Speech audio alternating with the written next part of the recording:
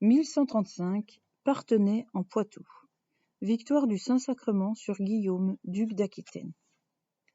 Il n'y a peut-être pas dans l'histoire de l'Église de conversion plus éclatante que celle de Guillaume, duc d'Aquitaine, opérée par la seule présence du très saint sacrement.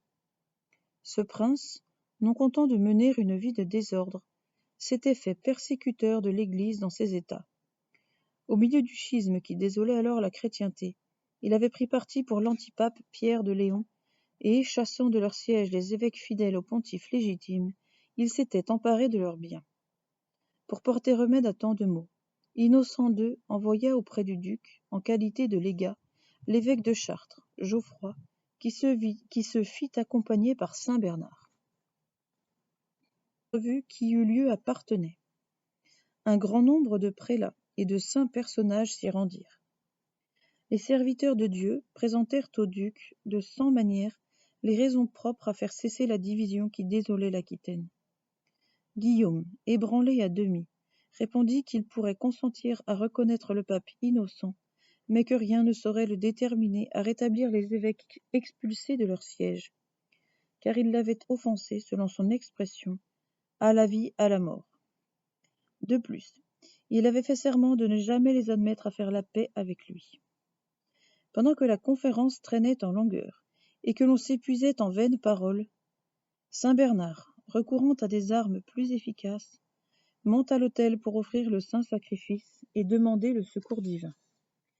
Les fidèles entrent dans l'église, mais le duc excommunié se tient à la porte.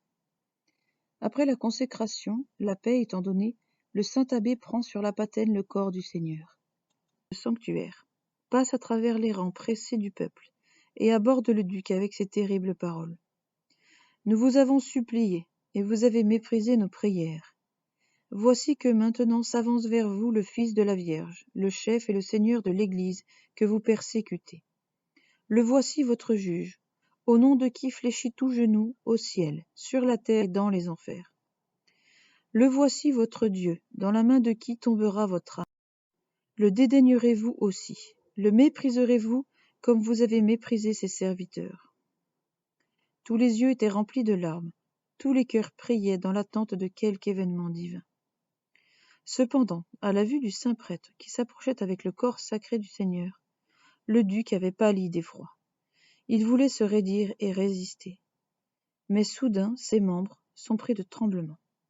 Il tombe et se roule à terre comme un insensé.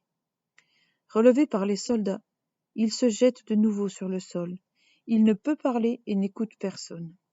L'écume qui souille sa barbe, les profonds gémissements et les cris inarticulés qui sortent de sa poitrine le font prendre pour un épileptique.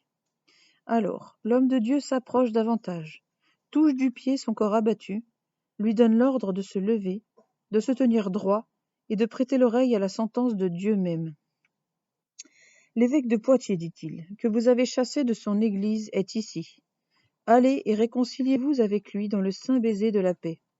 Ramenez-le vous-même sur son siège, et, donnant satisfaction à Dieu, rendez-lui en gloire les outrages que vous lui avez prodigués. Mettez fin aux discordes dans vos États, et rappelez les cœurs divisés à l'union de la charité chrétienne. Soumettez-vous au pape Innocent, et comme l'Église universelle lui obéit, obéissez vous-même à l'élu de Dieu. Devant ce langage, vaincu par l'autorité du saint et par la présence de la divine Eucharistie, Guillaume n'osait ni ne pouvait répondre. Arrêtez de gémir, ramena sur son siège épiscopal, au milieu des chants d'allégresse de toute la cité.